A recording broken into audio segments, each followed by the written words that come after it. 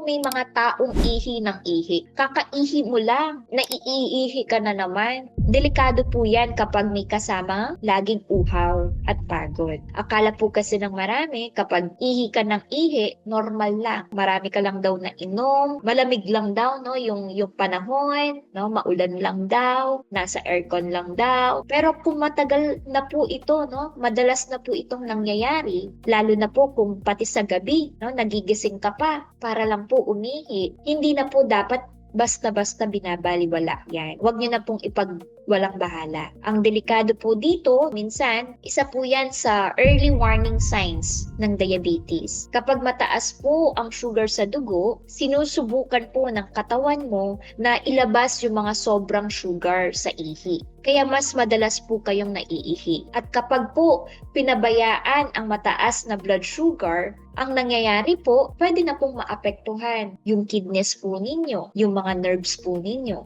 yung mata, yung puso, yung blood vessels. May complication na po. So, mapapansin niyo po yan, no, sa araw-araw. Parang kakaihi mo lang, naiihi ka na naman. Sa gabi, no, 1, 2, o 3 beses po kayong bumabangon para umihi. Yan na po yung katawan mo na nagpaparamdam na hindi po stable yung nasa loob. Kapag mataas ang blood sugar, hindi po lahat ng sugar magagamit ng katawan bilang energy. Yung sobra, naiipon po yun sa dugo. Tutulungan po ng kidneys mo na salain at ilabas po yung sobrang sugar. Pero dahil kasama na po nitong hinihila palabas ang tubig, mas dumadami po ang ihi mo. Kaya, yung madalas na pag-ihi, lalo na po kapag may kasamang matinding uhaw, no, pagod, pwede po yung warning signs na kailangan nyo na pong magpa-check up. Pwedeng may kinalaman po yan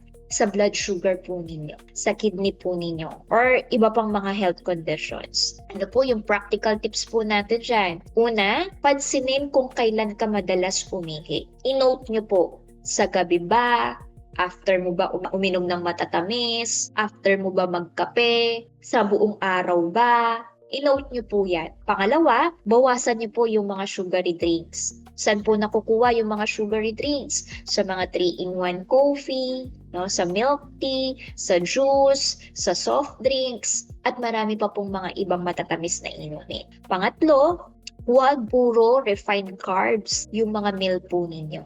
Dagdagan po yan ng protein, ng gulay, at ng fiber po. Kailangan kompleto. Okay? Pang-apat, kung madalas po kayong nauuhaw at ihi po ng ihi, magpa-check po ng fasting blood sugar or ng HbA1c po ninyo. Pang-5, kung may hapde, may lagnat or dugo po sa ihi po ninyo, huwag nang patagalin. Yung tulad po ng UTI o kaya po may kidney problem na pala. Kung madalas po na nangyayari po yan, mas maganda po na magpa-check up po kayo habang maaga.